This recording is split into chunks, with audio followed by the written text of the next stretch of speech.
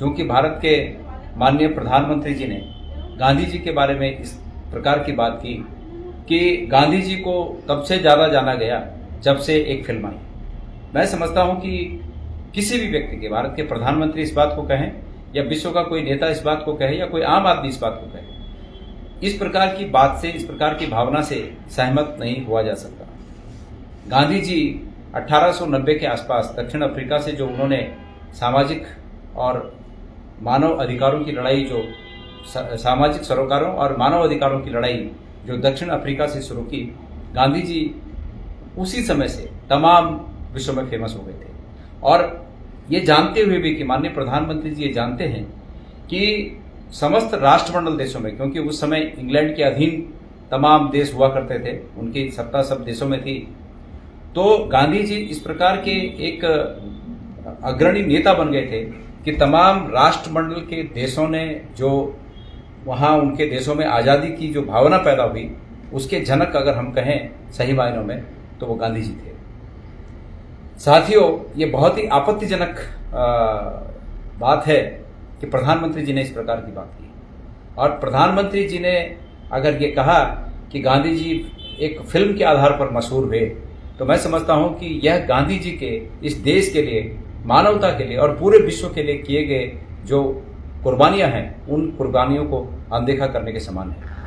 मैं इस बात से बिल्कुल सहमत नहीं हूं, हम सबको इस बात से सहमत होना भी नहीं चाहिए। लेकिन इससे बढ़कर आगे जो इस स्टेटमेंट में, माननीय प्रधानमंत्री जी के इस स्टेटमेंट में जो एक सेंस पैदा हो रहा है, वो इस प्रकार हो रहा है कि ये जो 400 पार की बात करते हैं, निश्चित रूप में इस बात से ये प्रतीत होता है कि असली इनके मन में 400 पार जाने की जो बात है वो ये है कि वो संविधान बदलना चाहते हैं, वो इतिहास बदलना चाहते हैं। दुनिया का कोई भी देश, दुनिया का कोई भी समाज अपने इतिहास को, उनका इतिहास चाहे स्वर्णिम रहा हो या रक्त रंजित रहा हो या और भी कई आवरणों से आवरणित हो, कि किसी भी प्रकार का इतिहास हो, वो अपने इतिहास को संजो कर रखता है ताकि उस इतिहास से सबक लेकर वो आगे गलतियां न करें और अच्छे रास्ते पर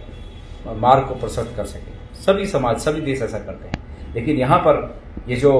प्रधानमंत्री जी की ये बातें हैं, इससे ऐसा प्रतीत होता है कि 400 पार उन्हें इसी काम के लिए चाहिए कि वो इतिहास को बदल सके। भाई, मैं तो ये स्वस्थ लोकतंत्र की बात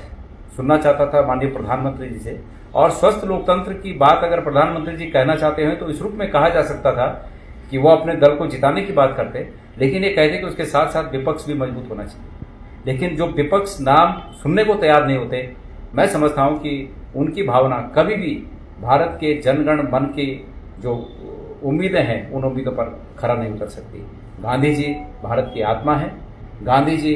जैसे कहते हैं ना कि आपने बहुत से गाड़ियों में लिखा देखा होगा, खाटू श्याम भगवान के बारे में कहा जाता है कि हारे का सहारा खाटू श्याम हमारा। उसी प्रकार गांधी जी नाउम्मीदों की उम्मीद हैं। गांधी जी भारत की आत्मा हैं, और गांधी जी के बारे में इस प्रकार की बातें कहना भी मैं समझता हूं कि इस देश की अतीत से लेकर अब तक की सनातन चली आ रही व्यवस्था पर और संविधान की भावना पर कुठाराघात है। इसको स्वीकार नहीं किया जा सकता।